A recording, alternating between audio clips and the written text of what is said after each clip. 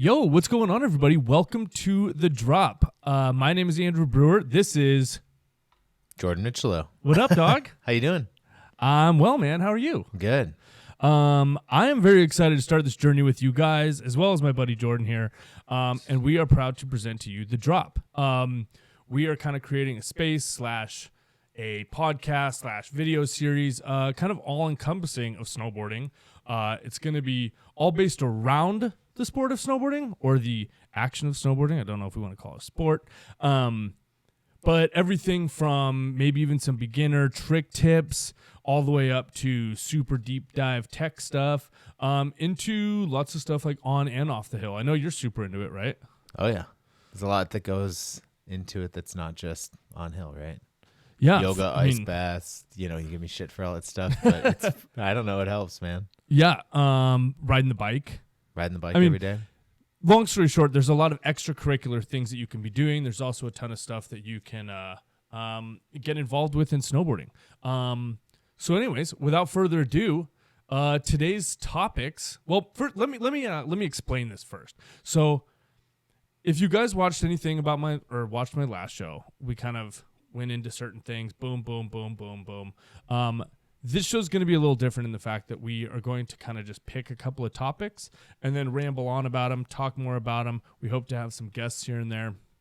But I guess one of the biggest things is we're just going to be consolidating it down into 2, maybe 3 topics per episode, breaking them down, chatting. Episodes aren't going to be quite as long. We're hoping to shoot for right around 20 to 30 minutes. But yeah. With that being said, let's get into it. What do you think? Let's get into it. So the 2 we're going to be talking about today is, first of all, what's like a good feature length for a snowboard video? Is like 3-4 minute quick edits the best, or 45-minute long videos, or 2-hour, hour and a half long videos? Then we're going to be breaking it down into a big one that's pretty controversial in snowboarding, I think, but the cost of access. Like, how much is it to go snowboarding? What kind of pricing are you looking at to go for a day of snowboarding or for a season pass or whatever else? So we're going to kind of go into that and our opinions on that.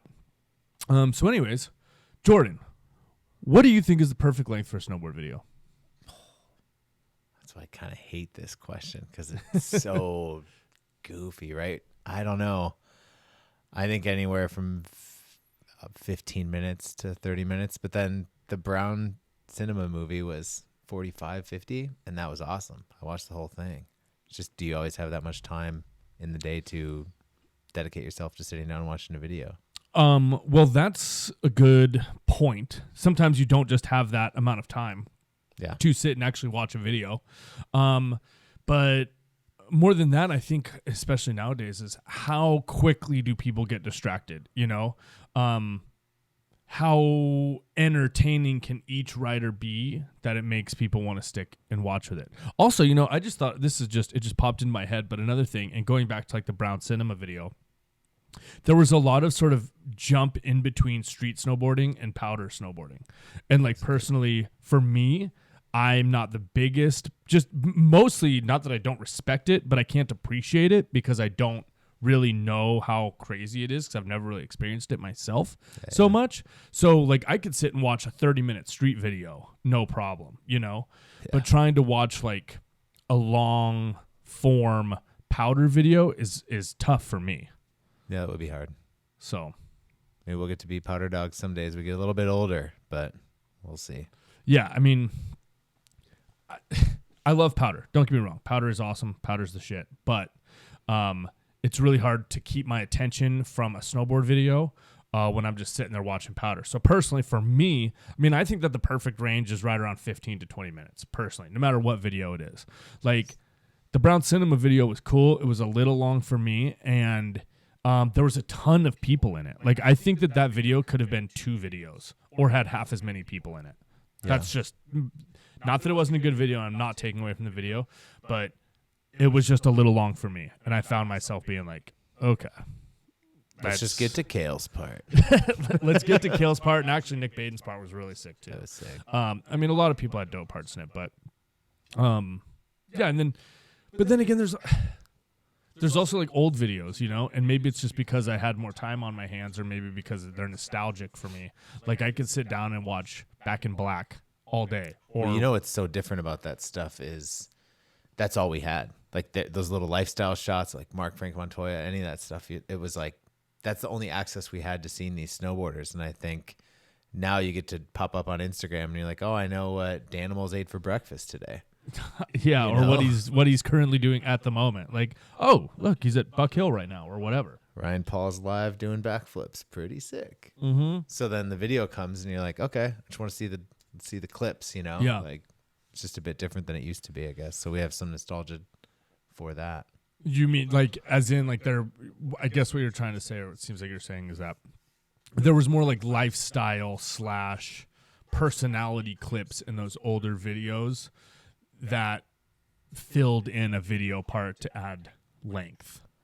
Yeah, well, you filled in the blanks too, I think, back then, watching those videos. Yeah. Oh, Mikey LeBlanc likes Metallica? I like Mikey LeBlanc. That's my dude. You know, you kind of get pulled into it in that, where now it's just, everyone just wants the clips, I think, you know, and it's just a bit different and harder to just watch that. Yeah, people are far more easily distracted, so you have to be capturing their attention all the time in the video.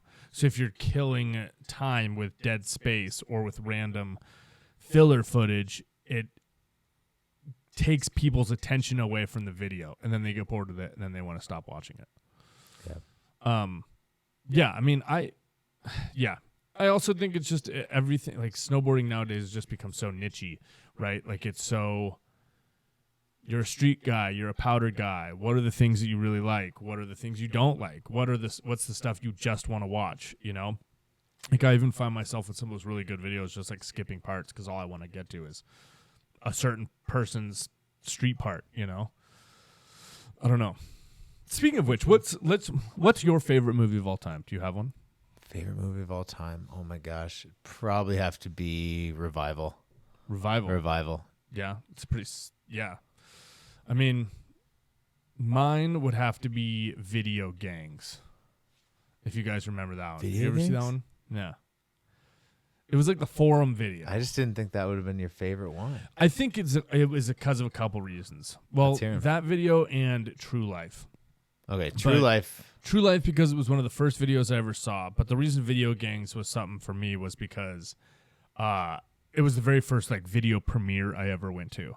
And so it just kind of like has, you know, and I got to meet Chad Otterstrom and Devin Walsh. And it just has like a really special, like a crazy place for me, you know? Yeah. I mean, all those old forum videos. I really, really loved old happy hour videos. Or not happy hour videos.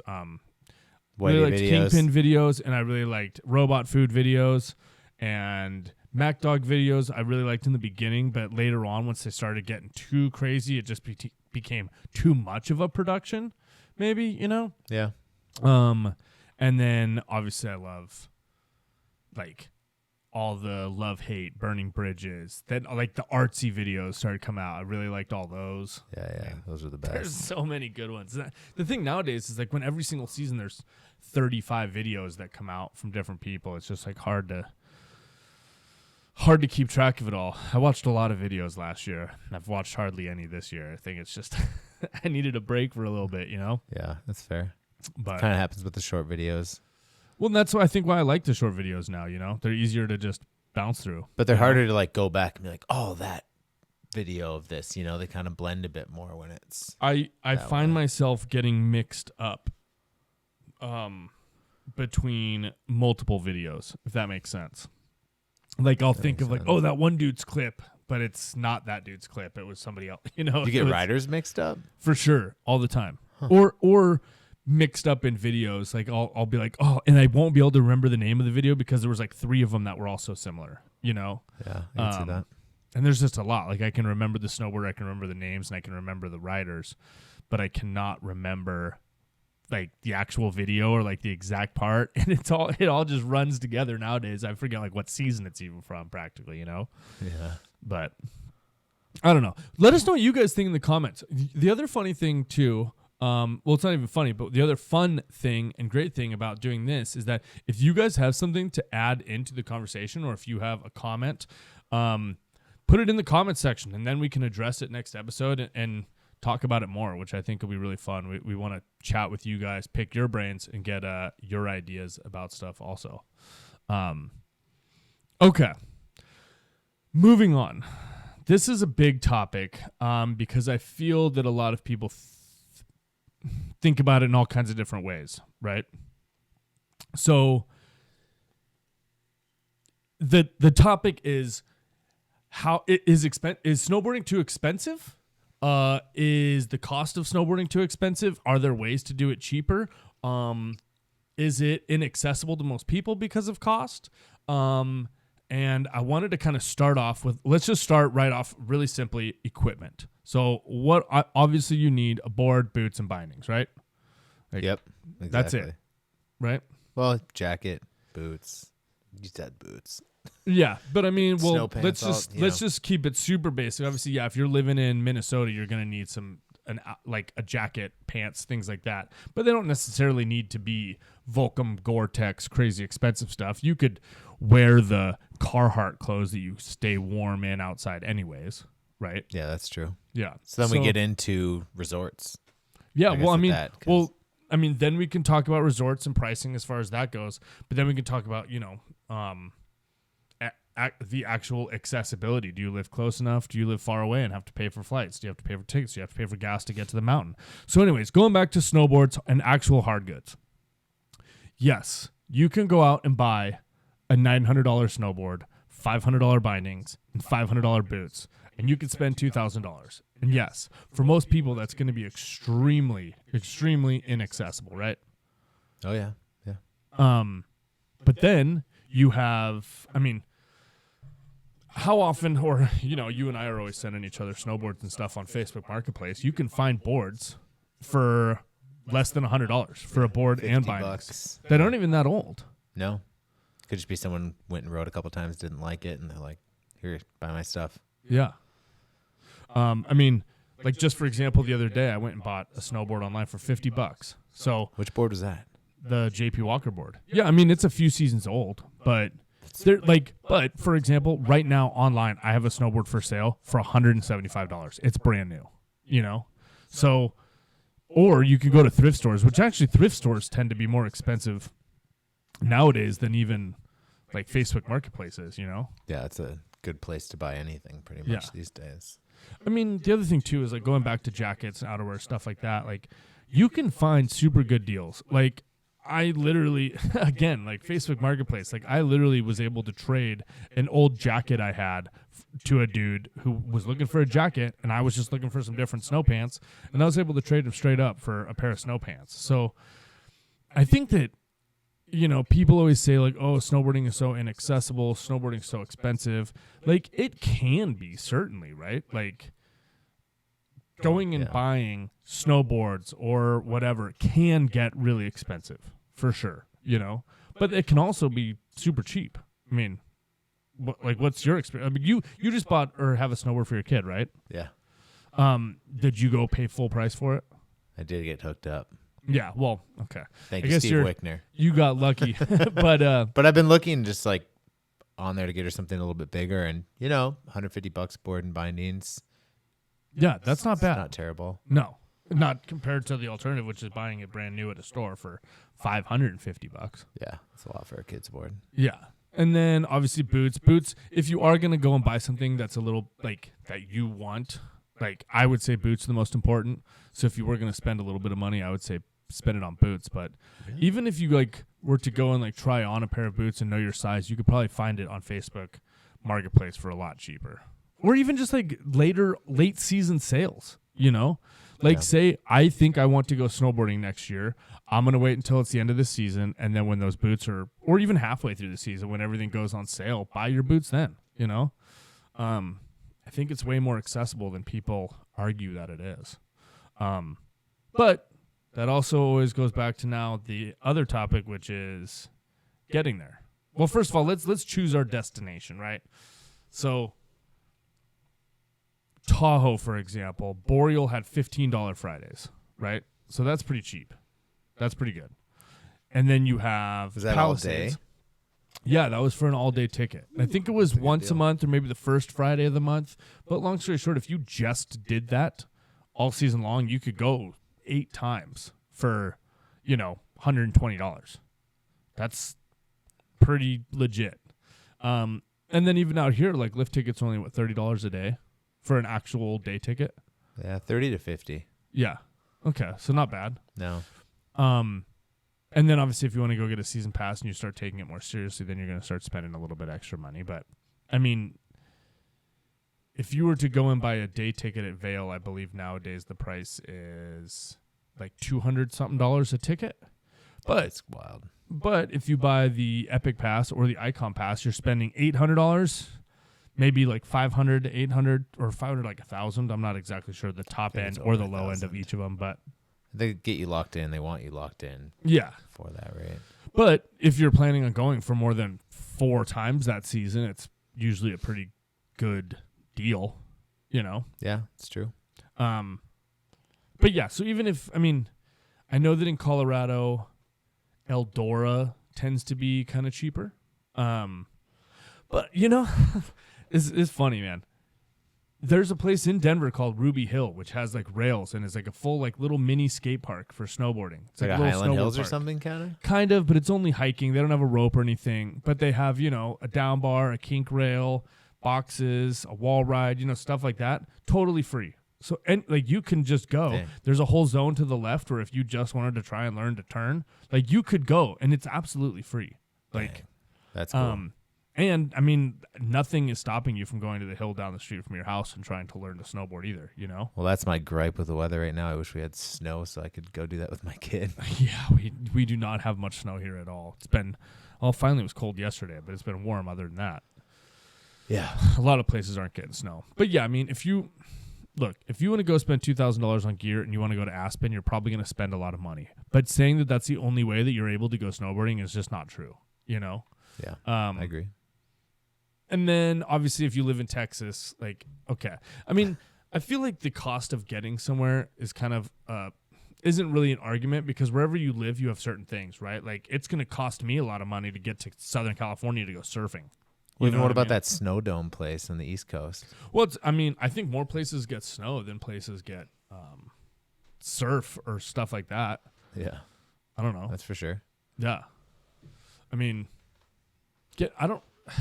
It's weird. It's like, is that included in the cost? Certainly it is, but I guess depending on where you're going, like if you live in Reno and you're driving to Tahoe, that's not very much money in gas.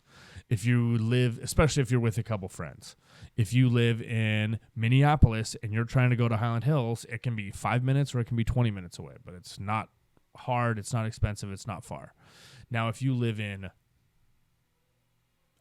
Texas and you want to go to Aspen, again, going back to Aspen, but then you're going to be spending a lot more money, obviously. Then as you get a family and other people that want to go, you're getting more expensive, obviously, right? Yeah, that's very true. So, but I really, I guess my point is that the cost of snowboarding isn't really as high as most people claim for it to be. The barrier to entry, I'll say. What do you think? I don't know, man. It's pretty high, I think. So I think this is where we don't fully agree. So what do you think makes it high?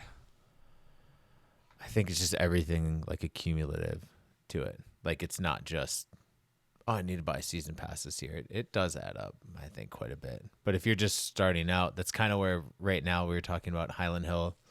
I want to take my kid there the other day, and I was like, oh, man, I don't know if I can afford $100 just to take her to a bunny hill for 30 minutes because that's all the time we have, But if it were to be snowing out, or let's just say in a month when there's snow on the ground, then you'd be able to take her to the hill down the street and she could go for free. Yeah, and I missed that because I think I just had to snowboard for free most of my life. Yeah. Where it's like, honestly, for me, like Vail is unaccessible. Like it's not something that I'm going to get to do anytime soon unless it's covered by somebody, right? Yeah, unless you make it a priority, for sure. I'm sure, like, if you wanted to, if you had a plan, like, in next year in January, I'm going to Vail. then you could make arrangements to start looking at it, doing it now. But yeah, if you I'd were probably just have to to buy the pass. It's like you got to be pretty savvy, I think, with it. For Stay sure. on top of it For quite sure. a bit. But if you, I mean, the actual act of just doing the thing. Yeah, you can get a board pretty cheap. Get out on the hill, ride, figure out if you like it. Yeah, I know what your argument is. I feel like my argument is, if you really wanted to go snowboarding, if you really wanted to learn how to snowboard, if you really wanted to become a snowboarder, you can go onto Facebook Marketplace for easily less than $100. You can find a board, boot, and bindings, and you can go. Now this is arguing that you live somewhere close enough or somewhere where it snows. You just need a hill. Right? Yes, somewhere close enough to a hill and somewhere that has snow. You can, if you wanted to, be a snowboarder for less than $100.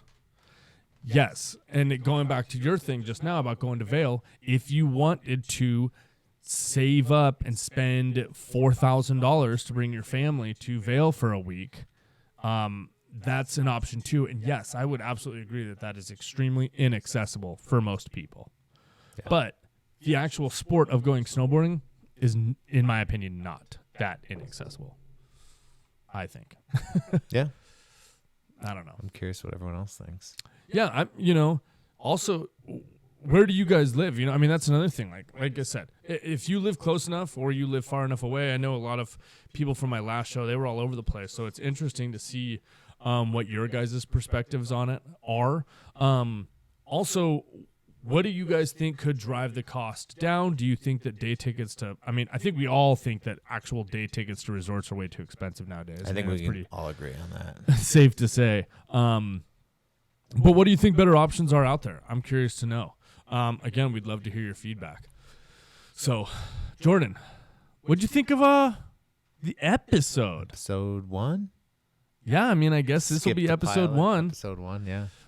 Maybe we'll put the first one down as pilot episode and sneak it in somewhere. We'll see. You know? See if you get also, guys, just wanted to fill you in. We are live on Spotify now, or we are going to be on Spotify. We are on YouTube. Eventually, we have the plan of going live, so we're going to be doing YouTube live. That way, you guys can interact with us in the moment. Also, I mean, another option, we might even, on our Instagram, if you guys start following at The Drop Snowboarding, we could even record the episode live, go live on Instagram for the episode, so you guys could check in for that. But yeah, make sure you guys follow us and subscribe on YouTube, which is at The Drop Snowboarding. All of the things are The Drop Snowboarding. So just check us there. Leave a comment. Let us know how we're doing. And Jordan, man, thanks so much for hanging along. Thanks, man. That was fun. I'm excited to be doing this with you. Anything you want to say to the people? Like and subscribe. I don't know. All right, guys. From us, thank you so much for tuning in, and we will catch you next time. Later.